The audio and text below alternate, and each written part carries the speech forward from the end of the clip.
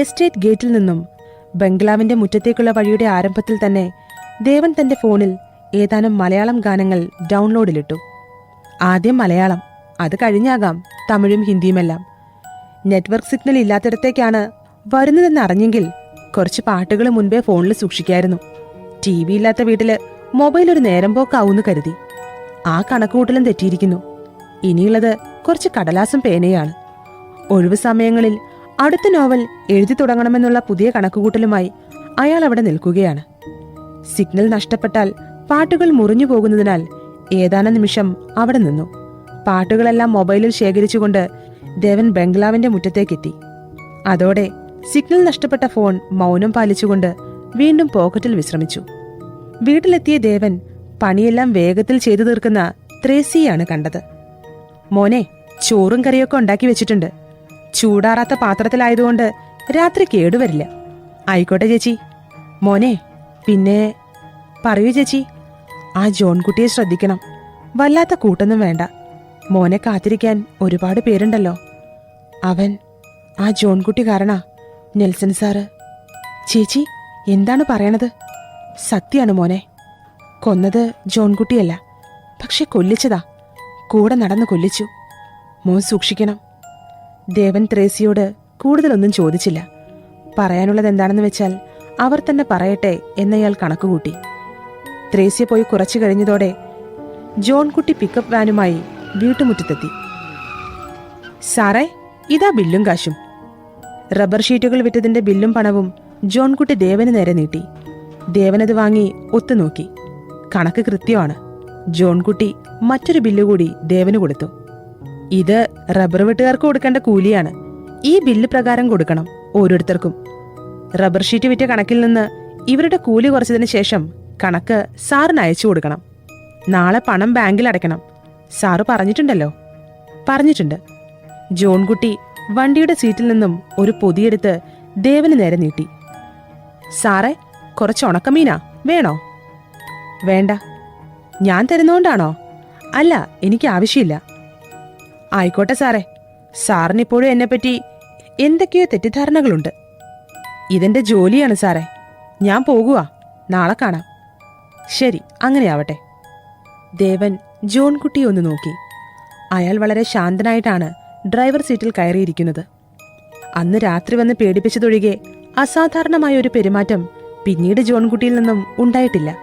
ആര് പറയുന്നതാണ് ശരി? ത്രേസിയോ ജോൺകുട്ടിയോ? ജോർജ് സാർ പറഞ്ഞത് വെച്ച് ജോൺകുട്ടി പരുക്കൻ സ്വഭാവക്കാരൻ തന്നെയാണ്. എന്തായാലും തനിക്ക് ഈ രണ്ടുപേരെ കൊണ്ടും ഉപദ്രവമില്ല. തൽക്കാലം അങ്ങനെ പോകട്ടെ. ഉച്ചയ്ക്ക് ഊണ് കഴിഞ്ഞ് കട്ടിലിൽ പാട്ട് കേട്ട് കിടക്കുമ്പോഴാണ് പുറത്തൊരു ബഹളം കേട്ട് ദേവൻ എഴുന്നേറ്റത്. കൂലി വാങ്ങാൻ വന്ന പണിക്കാരായിരുന്നു അത്. 10-20 പേരുണ്ട്. ബില്ലിലെ പേരിന് നേരെ ഒപ്പിടുവെച്ചുകൊണ്ട് ദേവൻ അവർക്ക് യഥാക്രമം കൂലി നൽകി. എല്ലാവരും പണവുമായി ദേവനെ നോക്കി ചിരിച്ചുകൊണ്ട് പോകുമ്പോൾ 2 പേർ അവിടെ തന്നെ നിന്നു. എന്താ, കണക്കിൽ വല്ല തെറ്റുമുണ്ടോ? ഇല്ല സാറേ, സാറിനെ ഒന്ന് പരിചയപ്പെടാൻ. ഓ, എന്റെ പേര് ദേവൻ. ചേട്ടന്റെ പേരെന്താ? എന്റെ പേര് ഉണ്ണി. ഉണ്ണിക്ക് ഒരു 50 വയസ്സോളം പ്രായം കാണും. വെളുത്തു മെലിഞ്ഞ ശരീരമാണ്. ദേവൻ മറ്റേയാളുടെ നേരെ നോക്കി. ചേട്ടന്റെ പേരെന്താ? വാസു. വാസുവിനും മണിയുടെ അതേ പ്രായം വരും. എന്നാൽ ഇരുണ്ട് പൊക്കം കുറഞ്ഞിട്ടാണ്. ഉണ്ണിയേട്ടാ, ഒരു മരത്തിന് 1.5 രൂപ വെച്ചാണോ കൂലി? അതെ സാറേ, 500 മരത്തിന് 750 രൂപ. നാട്ടില് 2 രൂപ വെച്ച് കിട്ടും. പക്ഷേ അവിടെ ഇതുപോലെ എന്നും പണിയില്ല. അതാണേ കഷ്ടം. ഇവിടെ കൂലി കുറച്ച് കുറവാണെങ്കിലും കൃത്യമായിട്ട് കിട്ടും. എന്നും പണിയുണ്ട്. സാറിന്റെ കല്യാണം കഴിഞ്ഞതാണോ? ഇല്ല. എനിക്ക് തോന്നി കല്യാണം കഴിഞ്ഞവരാരെങ്കിലും ഈ കാട്ടിൽ വന്ന് കിടക്കൂന്ന്. ദേവനത് കേട്ട് വെറുതെ ചിരിച്ചു. അപ്പോഴാണ് വീടിന്റെ കിഴക്ക് നിൽക്കുന്ന പേരയിൽ നിന്നും ഒരു വലിയ പേരയ്ക്ക താഴെ വീണത്. ഇളം മഞ്ഞ നിറമുള്ള പേരയ്ക്ക ദേവൻ കയ്യിലെടുത്തു. സാറിന് പേരയ്ക്ക ഇഷ്ടാണോ?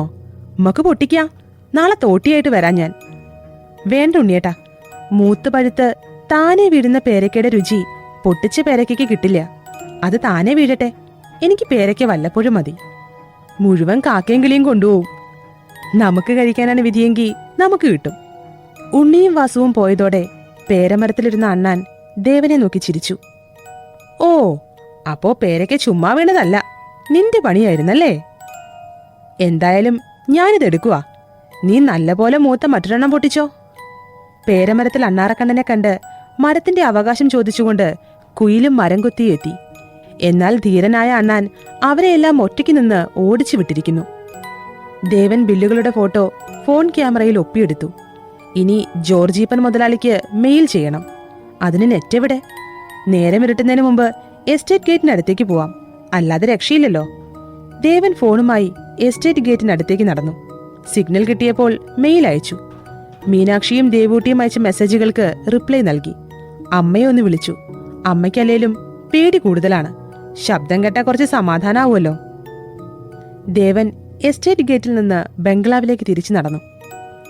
ദേവനെ കണ്ട് പേടിച്ച ഒരാൺമയിൽ റബ്ബർ തോട്ടത്തിലേക്ക് ഓടി. എന്നെ നിങ്ങൾക്ക് അറിയില്ല, അതാ പേടിക്കുന്നത്. വഴിയെ പരിചയപ്പെടാം. ഇടയ്ക്കൊക്കെ വീട്ടിലേക്ക് വരണേ. ദേവനായ ഏകാന്തതയിൽ റബ്ബർ മരങ്ങൾക്കിടയിൽ ഓടിമറയുന്ന മയിലിനെ നോക്കി പിറുപിറുത്തു. ബംഗ്ലാവിന്റെ മുറ്റത്തെ പേരയിൽ നിന്ന് അണ്ണാൻ എങ്ങോട്ടോ പോയിരിക്കുന്നു. ദേവൻ വീട്ടിലെത്തി പുറത്തെ ബാത്റൂമിൽ കുളിയും കഴിഞ്ഞ് നേരത്തെ ഭക്ഷണം കഴിച്ചു കിടന്നു. മുൻപെന്നോ വൈദ്യുതി ബന്ധം വിച്ഛേദിക്കപ്പെട്ട ആ ബംഗ്ലാവ് ഇരുട്ടിൽ മുങ്ങി നിൽക്കുന്നു. ആകാശത്ത് ചന്ദ്രനെ കാർമേഘങ്ങൾ കറുത്ത സഞ്ചിയിൽ പൊതിഞ്ഞു വെച്ചിരിക്കുന്നു. ദേവൻ ഫോണിൽ ഡൗൺലോഡ് ചെയ്ത് സൂക്ഷിച്ച പാട്ടുകൾ ഹെഡ്സെറ്റിൽ ആസ്വദിക്കുകയാണ്. ഉറക്കം വരുന്നതുവരെ ആ പാട്ടുകൾ വീണ്ടും വീണ്ടും കേട്ടുകൊണ്ടിരുന്നു. ഉറക്കം വന്നയുടനെ ലൈറ്റ് അണച്ചു. പുലർച്ചെ വാതിലിൽ ആരോ മുട്ടുന്ന ശബ്ദം കേട്ടാണ് ദേവൻ ഉണർന്നത്. ആരാണ് ഈ നേരത്ത്? ആരാ? ഞാനാ, ത്രേസി ചേച്ചി. ദേവൻ എഴുന്നേറ്റ് ജനാലയിലൂടെ നോക്കി. ത്രേസി ചേച്ചിയുടെ കൂടെ 17 വയസ്സ് പ്രായമായ ഒരു പെൺകുട്ടിയുണ്ട്. ദേവൻ മൊബൈലിൽ സമയം നോക്കിക്കൊണ്ട് വാതിൽ തുറന്നു. എന്താ ചേച്ചി ഈ നേരത്ത്? സമയം 5 മണിയല്ലേ ആയുള്ളൂ. മോൻ കിടന്നോ? ഞങ്ങളിന്ന് വേഗം പണിയൊക്കെ തീർക്കാന്ന് കരുതി. ദേവൻ ത്രേസിയുടെ കൂടെയുള്ള പെൺകുട്ടിയെ നോക്കി. ഇതാരാ ചേച്ചി? അതെന്റെ മോളാ. പേര്? പേര് പറ മോളെ.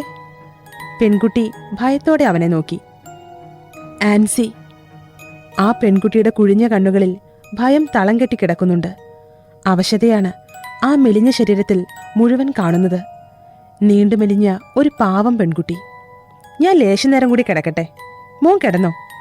സമയം 7 മണിയായതോടെ ത്രേസി ചൂടുള്ള പുട്ടും ഞാലിപ്പൂവൻ പഴങ്ങളും ടീപ്പോയിലെത്തിച്ചു. മോനെ, എന്റെ പണിയെല്ലാം കഴിഞ്ഞു. ഇനി ഞങ്ങള് ബംഗ്ലാവ് വൃത്തിയാക്കിക്കോട്ടെ. ദേവൻ കിടക്കയിൽ നിന്നും ചാടി എഴുന്നേറ്റു. എന്താ? ബംഗ്ലാവ് വൃത്തിയാക്കാൻ പോട്ടേന്ന്. ആ ചാവിയും തരുവോ? ചേച്ചി. എന്താ മോനെ? ഒരു 10 മിനിറ്റ് വെയിറ്റ് ചെയ്യോ? ഞാനൊന്ന് പല്ല് തേച്ച് ചായ കുടിക്കട്ടെ. എന്നിട്ട് ഞാനും കൂടെ വരാം. എനിക്ക് ആ ബംഗ്ലാവൊക്കെ ഒന്ന് കാണണമെന്നുണ്ട്. എന്നാ വേഗം വാ മോനെ. ഇന്നലെ ബംഗ്ലാവ് അടിച്ചു തുടയ്ക്കാൻ ജോൺകുട്ടി പറഞ്ഞപ്പോ മുതല് എനിക്ക് പേടിയാ. കൊച്ചിനെ അവിടെ ഒറ്റയ്ക്കിരുത്താൻ പേടിയാ. അതാ അവളെയും കൂട്ടി വന്നത്. തനി ദുഷ്ടനാ. ദേവൻ വേഗം പല്ല് തേച്ച് വായും മുഖവും കഴുകി വന്ന് ചായ കുടിച്ചു. ചൂടുള്ള പുട്ടിന് നല്ല മധുരമുള്ള ഞാലിപ്പൂവൻ പഴം വളരെ സ്വാദാണ്. ചേച്ചി വാ പോകാം. ദേവനും ത്രേസിയും ആൻസിയും കൂടി ബംഗ്ലാവിന്റെ പടികൾ കയറി. പടിയുടെ ഇരുവശത്തുമുള്ള പിടിയിൽ സിംഹശിരസുകൾ കൊത്തിവെച്ചിട്ടുണ്ട്. നീളൻ പൂമുഖത്ത് കാലുകൾ ദ്രവിച്ചൊരു ചാരുകസേര. നിലത്തെല്ലാം പൊടി നിറഞ്ഞു കിടക്കുന്നു. പാറ്റയുടെ ചിറകുകളും കിടപ്പുണ്ട്. എല്ലായിടത്തും 8 വലകളാണ്. കയ്യിലെ ചൂലുകൊണ്ട് ത്രേസി തറയെല്ലാം തൂത്തുവാരാൻ തുടങ്ങി. ഉയർന്ന പൊടിയിൽ നിന്നും രക്ഷപ്പെടാൻ മൂക്കുപൊത്തിക്കൊണ്ട് ദേവൻ മുറ്റത്തേക്കിറങ്ങി നിന്നു. ആൻസി ബക്കറ്റിൽ വെള്ളം കൊണ്ടുവന്ന് തറയിലൊഴിക്കുന്നുണ്ട്. ശാപമോക്ഷം കിട്ടിയ ബംഗ്ലാവിന്റെ തറ അതിന്റെ യഥാർത്ഥ മനോഹരമായ രൂപത്തിലേക്ക് തെളിയുകയാണ്. പൂമുഖത്തെ തറയെല്ലാം തുടച്ച് വൃത്തിയാക്കിയതിനു ശേഷം ത്രേസ്യ പ്രധാന വാതിലിലെ പൊടി തട്ടാൻ തുടങ്ങി. മോളെ, ആ ചേട്ടന്റേന്ന് വാതിലിന്റെ ചാവി വാങ്ങ്. ആൻസി പേടിയോടെ ദേവന്റെ മുൻപിലെത്തി. ചേട്ടാ. എന്തേ? ചാവി. വാതിലിന്റെ ചാവി. ഓ സോറി, ഞാനത് മറന്നു. ദേവൻ ബംഗ്ലാവിന്റെ താക്കോൽക്കൂട്ടം ആൻസിയുടെ കയ്യിൽ കൊടുത്തു. അതേസമയം ബംഗ്ലാവിന്റെ വാതിലിലെ പൊടി തട്ടിക്കൊണ്ടിരുന്ന ത്രേസ്യ ഭയന്ന് നിലവിളിച്ചു. ദേവനും ആൻസിയും ത്രേസ്യയുടെ അടുത്തേക്ക് ഓടി.